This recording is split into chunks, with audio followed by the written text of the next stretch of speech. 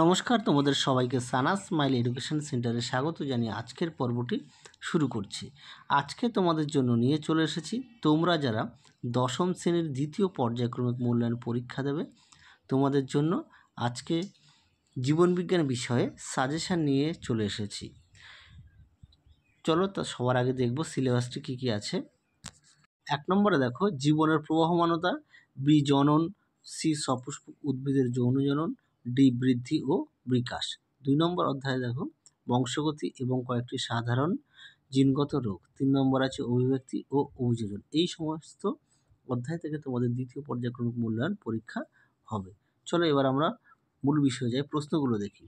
সবার আগে দেখো প্রশ্নমান 2 অর্থাৎ 2 নম্বরের কোন কোন প্রশ্নগুলো আছে। দেখো 1 নম্বর আছে বয়ঃসন্ধিকালে কী কী বৈশিষ্ট্য দেখা যায়। 2 নম্বর আছে মেন্ডেলের স্বাধীন সঞ্চালন সূত্রটি বিবৃতি করো।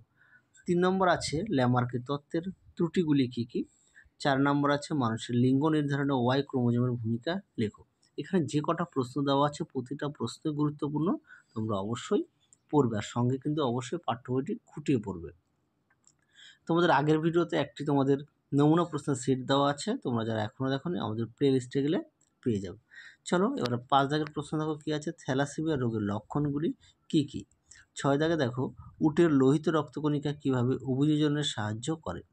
7 দাগে দেখো জিনোম ও লোকাস কী। 8 দেখো ইতর পরাগযোগ ও স্বপরাগযোগের সুবিধা ও অসুবিধাগুলি লেখো। 9 দাগে দেখো যোগ্যতমের উদ্বর্তন বলতে কী বোঝো।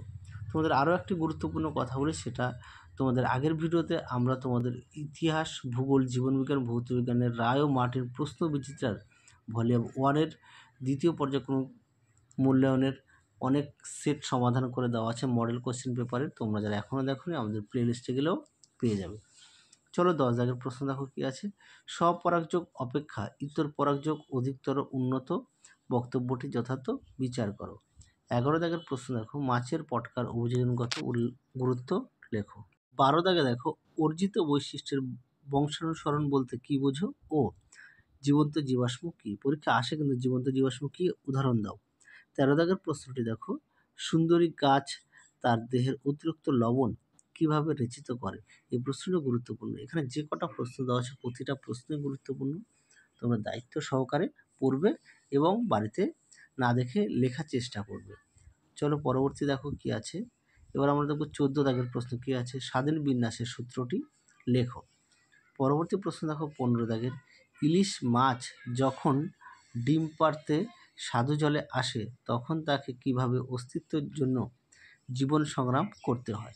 16 দাগে দেখো ডারউইনবাদের মূল বক্তব্যগুলি সারণী আকারে লেখো। এই প্রশ্নটি গুরুত্বপূর্ণ। চলো এবার আমরা দেখব পার্থক্য কিছু দিয়েছি তোমাদের, যেগুলো গুরুত্বপূর্ণ সে পার্থক্যগুলো এখানে দেওয়া আছে। 1 দাগে দেখো অভিসারী ও অপসারী অভিব্যক্তির পার্থক্য লেখো। 2 দাগে দেখো ইতর পরাগযোগ ও স্বপরাগযোগের পার্থক্য লেখো।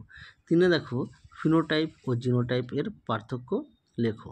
4 দেখো বৃদ্ধি ও বিকাশের পার্থক্য লেখো। 5 দাগে দেখো বিশুদ্ধ জীব ও সংকর জীবের মধ্যে পার্থক্য লেখো। 6 দাগে দেখো অযৌন জনন ও যৌন জননের মধ্যে পার্থক্য লেখো। এখানে যে কটা পার্থক্য দেওয়া আছে প্রতিটা পার্থক্যগুলোই কিন্তু গুরুত্বপূর্ণ, তোমরা অবশ্যই পড়বে, সঙ্গে অবশ্যই পাঠ্য বইটি খুঁটিয়ে পড়বে। চলো পরবর্তী আমরা দেখব প্রশ্নমান 5 অর্থাৎ 5 নম্বরের প্রশ্ন। 1 দাগের প্রশ্ন আছে অস্তিত্বের জন্য সংগ্রাম কেন হয় ব্যাখ্যা করো। ল্যামার্কের মতে অর্জিত বৈশিষ্ট্যের বংশানুসরণ কিভাবে হয়। 2 দাগের প্রশ্ন দেখো মেন্ডেলের দ্বিসংকর জনন পরীক্ষার চেকার বোর্ড সহযোগে জিনোটাইপিক ও ফিনোটাইপিক অনুপাত উল্লেখ করো। এই পরীক্ষা থেকে প্রাপ্ত সিদ্ধান্তটির সূত্রাকার লেখো। 3 নম্বরের প্রশ্ন দেখো মরুভূমিতে বেঁচে থাকার জন্য উটের আরবিসি এর অভিযোজনগত পরিবর্তনগুলি লেখো। শিম্পাঞ্জির অভিযোজনের ফলস্বরূপ সৃষ্টি দুটি আচরণগত বৈশিষ্ট্য উল্লেখ করো।